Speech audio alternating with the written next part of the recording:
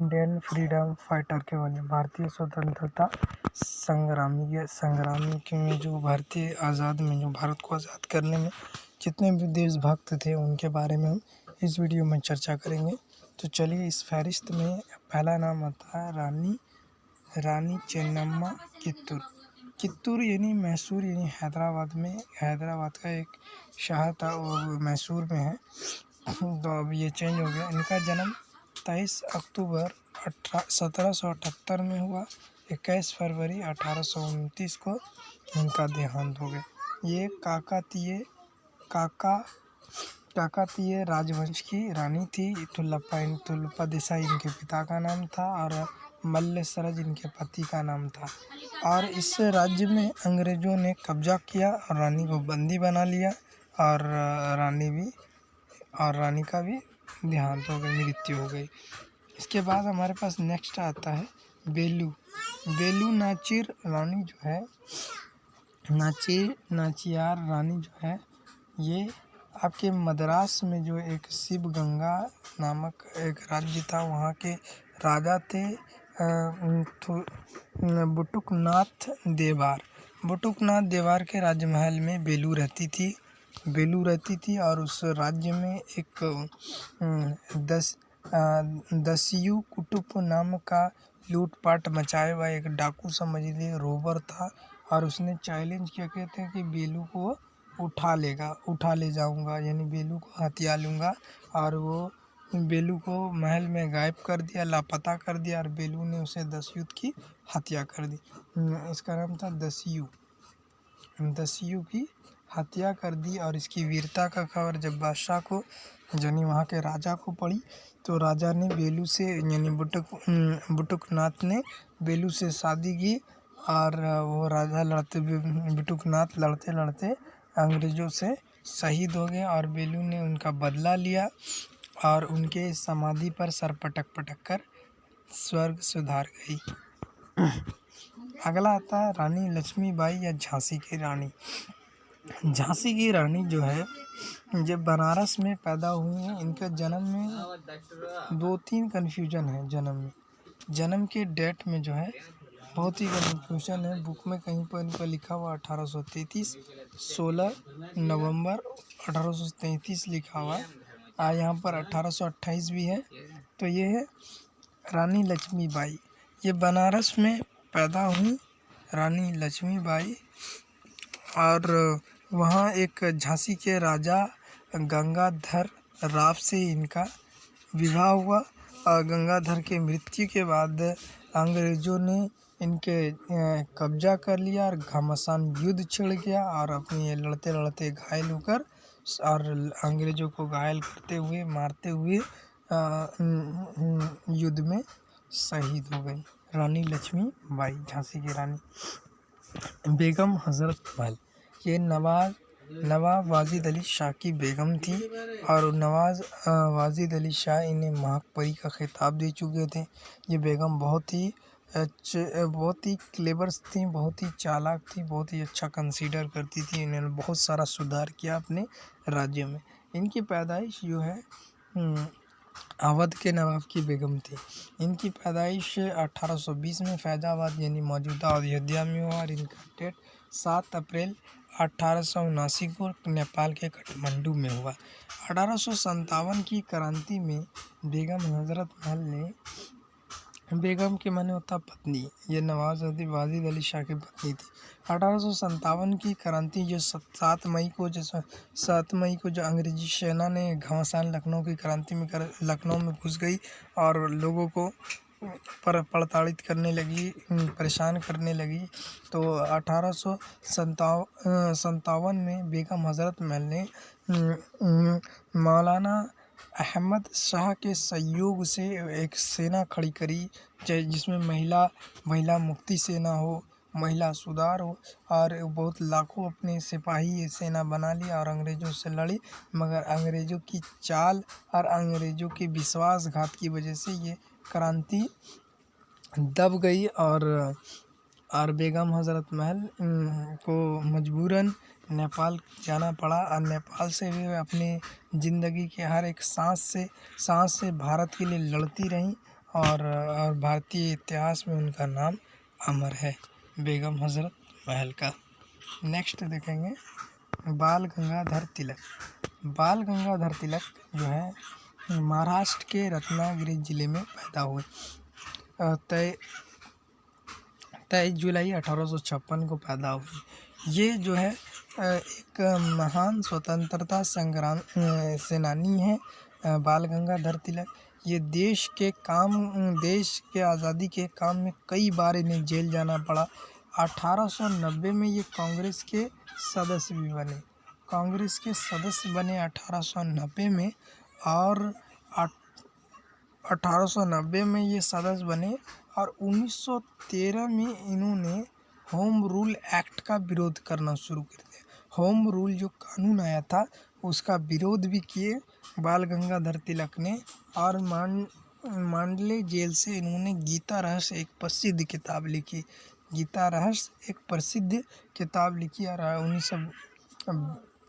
गीता रहस्य एक प्रसिद्ध किताब भी लिखी है बाल गंगाधर तिलक ने। नेक्स्ट देखेंगे मैडम जी भीखा कामा। मैडम जी भीखा कामा जो है एक सफल परिवार, एक संपन्न परिवार से आती हैं।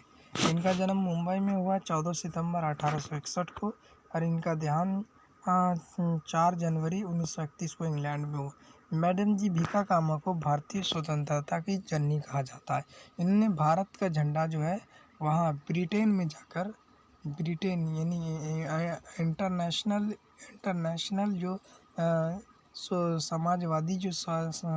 समाजवादी जो सम्मेलन हो रहा था वहाँ में जाकर इन्होंने भारत का झंडा सबसे पहली बार भारत का ध्वज फहराया। भारत का ध्वज वहाँ उन्होंने जाकर फहराया, जिसे मैडम जी भीखा कामा। इनके पति का नाम रुस्तम कामा था, रुस्तम जी कामा था इनके पति का नाम। वो भी स्त्री के लिए बहुत ही कार्य करते थे, देश के लिए, और स्त्री और नारी समाज के लिए भी कार्य करते थे। वो पेशे से वकील थे। मैडम जी भीखा कामा के जो पिता का नाम था सोराबाजी भाई पटेल था इनके पिता का नाम, और इनका देहांत है। और इनके जो अंतिम शब्द थे जाते वक्त, जब ये देहांत हो रहा था, तो मेरा हिंदुस्तान स्वतंत्र हो, इनके अंतिम शब्द थे मैडम जी भीखा कामा की। ये आयरलैंड में ही जाकर झंडा फहराया था, उस समय वो ब्रिटेन हुआ करता था। गोपाल कृष्णा गोखले। गोपाल कृष्णा गोखले जो है गोपाल कृष्णा गोखले एक न्यायपूर्वक व्यक्ति थे। इनका जन्म और मृत्यु दिया हुआ। इनका जन्म और मृत्यु मैंने नोट में लिख दिया। ये बहुत बड़े फ्रीडम फाइटर थे। 1902 में ये विधान परिषद के सदस्य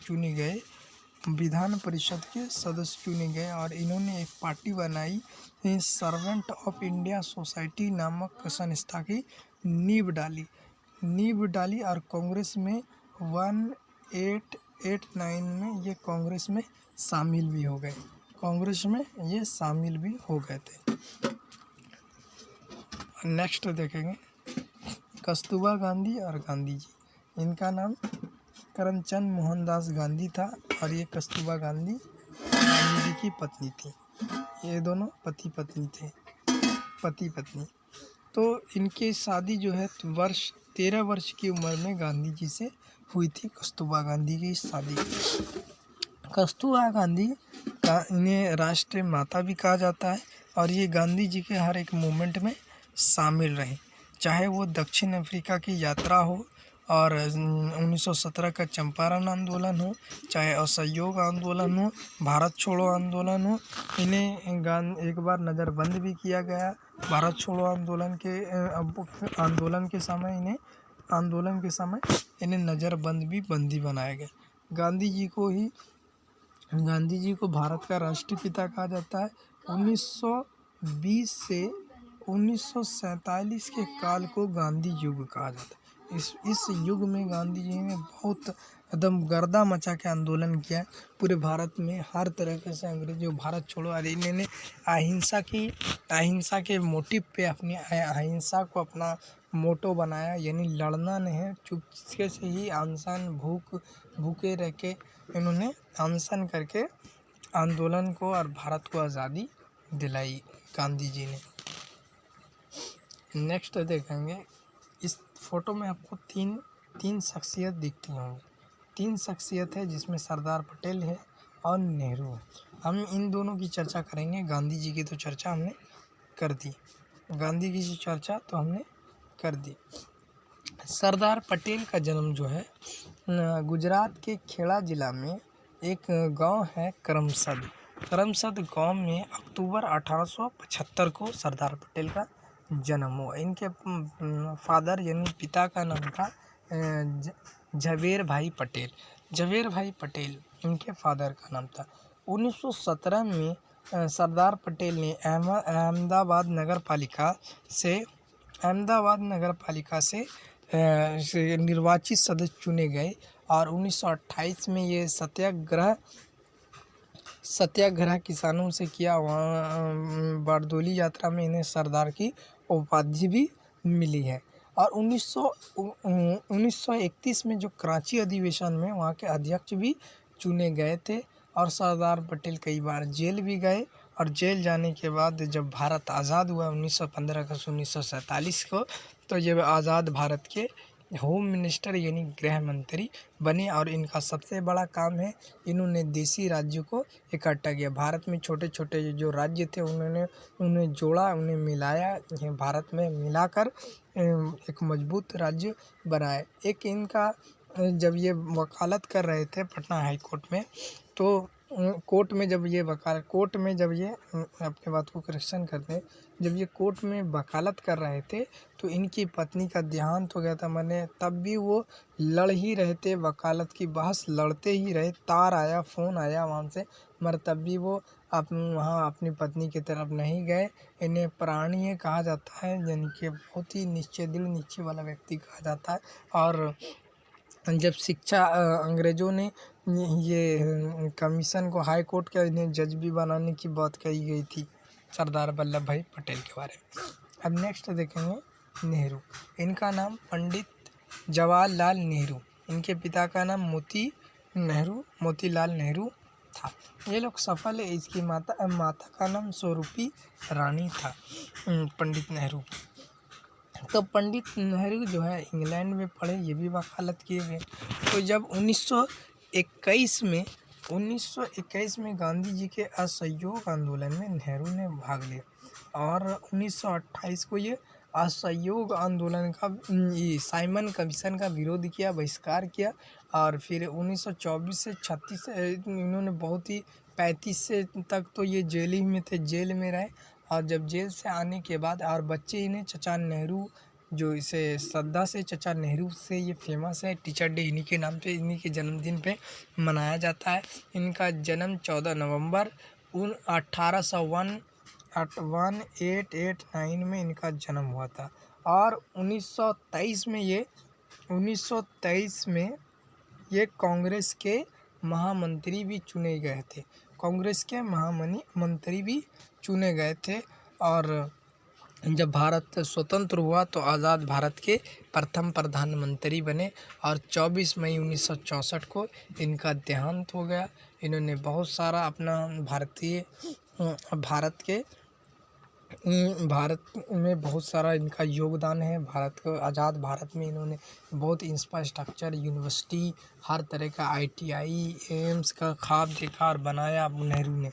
उसके बाद आते हैं चक्रवर्ती राजगोपालाचारी। इनको राजा जी के नाम से लोकप्रिय से राजा जी के नाम से कहा जाता है।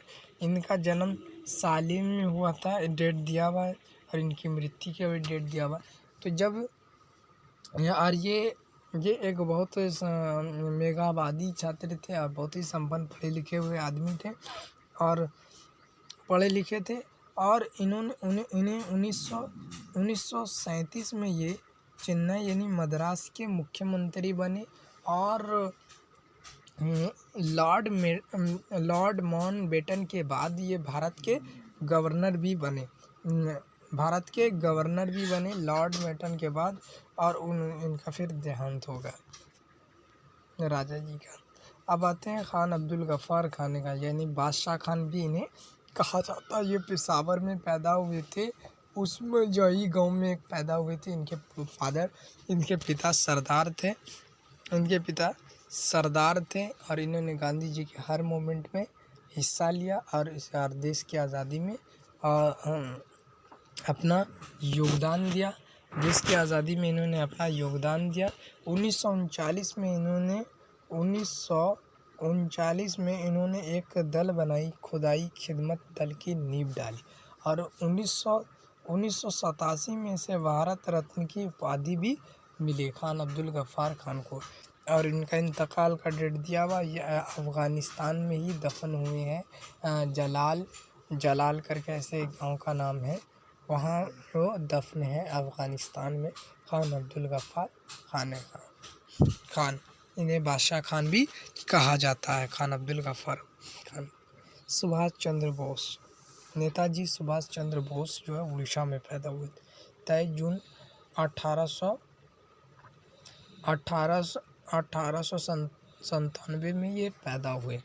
1897 में कटक नगर एक है, कटक नगर एक गांव है, वहाँ ये नगर में पैदा हुए। सुभाष चंद्र बोस आईएएस भी चुने गए और आईएएस चुनने के बाद जब गांधी जी से ये मिले 1927 में असहयोग आंदोलन में, तो फिर असहयोग आंदोलन में मिलने के बाद इन्होंने मूड बनाया। फिर इन्हें जेल भी हुई और जेल के बाद जब 5 जुलाई 1943 में इन्होंने आज़ाद हिंद फौज की स्थापना की। 5 जुलाई 1943 को आज़ाद हिंद फौज की स्थापना की और आज़ाद हिंद सरकार की घोषणा कर दी। और इनका जो देहांत है हवाई दुर्घटना के, यानी डेट दिया हुआ है 18 अगस्त 1945 को हवाई दुर्घटना के वजह से मारे गए। और इन्हीं का एक बोल है, तुम मुझे खून दो मैं तुम्हें आज़ादी दूंगा। नेक्स्ट आ जाता है भगत सिंह, सरदार भगत सिंह जो है, भगत सिंह का जो इन्वायरमेंट था, इनके घर का पारिवारिक जो इन्वायरमेंट वातावरण था वो भी क्रांतिकारी मोमेंट था। भगत सिंह जब 1928 में जब साइमन कमीशन भारत आया तो उन्होंने 27 दिसंबर 1928 को सैंडिस की हत्या कर दी। इसके दोस्त गुरु राज्य सुखदेव और भगत सिंह, इन तीनों को फिर फांसी की सज़ा सुना दी गई। तीनों को फांसी की सज़ा सुना दी गई और जब ये तीनों फांसी तक जा रहे थे तो ये वाले बोल बोलते, दिल से निकलेगी ना वतन की उल्फत, दिल से निकलेगी ना मरकर भी वतन की उल्फत, मेरी मिट्टी से भी खुशबुए वतन आएगा। ये सरदार भगत सिंह की बोल है। गांधी जी ने भी सरदार भगत सिंह की बहुत तारीफ़ की। ये यंगेस्ट है, इन तीनों दोस्तों को फांसी हो गया था। नेक्स्ट देखेंगे डॉक्टर राजेंद्र प्रसाद जो है, इनका जन्म स्क्रीन पे दिया हुआ है। 84 में जन्म और 63 में इनका देहांत हुआ। डॉक्टर राजेंद्र प्रसाद भी पेशे से वकील ही थे, वकालत ही करते थे पटना हाई कोर्ट में ये वकालत किया करते थे। डॉक्टर राजेंद्र प्रसाद आज़ाद भारत के पहले राष्ट्रपति भी बने और ये वैसे 1946 में ये संविधान ड्राफ्टिंग कमेटी के अध्यक्ष भी बने हुए थे। संविधान जब भारत आज़ाद हुआ तो आज़ाद भारत के प्रथम राष्ट्रपति बने। 1962 तक ये इन्होंने उस पद पर बने रहे और 63 में इनका देहांत हो गया। डॉक्टर राजेंद्र प्रसाद का देहांत हो गया। ये भी बिहार में पैदा हुए डॉक्टर राजेंद्र प्रसाद। मौलाना अबुल कलाम आज़ाद, ये फ़ोटो जो देख रहे हैं ये मौलाना अब्दुल कलाम आज़ाद की, ये स्क्रीन पे इनकी पूरा बड़ी फ़ोटो। इनका जन्म जो है मक्का में 1880 में हुआ है। 1880 में 11 नवंबर 1880 को इनका जन्म मक्का में हुआ। इनके पिता इन्हें फ़िरोज़ बख्त कहते थे, इन्हें पुकारा करते थे और 1942 में ये कांग्रेस में शामिल हुए और वहाँ अध्यक्ष बने कांग्रेस के। और और इन्हें कई बार इन्हें भी जेल जाना पड़ा। मौलाना अबुल कलाम आज़ाद को भी देश आज़ादी की वजह से जेल जाना भी पड़ा। जेल से भी इन्होंने बहुत सारे ख़त लिखे, वो ख़त तो इसमें चर्चा नहीं की जा सकती, वो आपको नेक्स्ट वीडियो में बताया जाएगा। मौलाना आज़ाद अरब के मक्का शहर में पैदा हुए और इनके पिता वहाँ के इमाम थे। और जब भारत आज़ाद हुआ तो यह आज़ाद भारत के शिक्षा मंत्री मौलाना अबुल कलाम आज़ाद बने। अगला देखते हैं, ये हमारा फ्रीडम फाइटर सब है।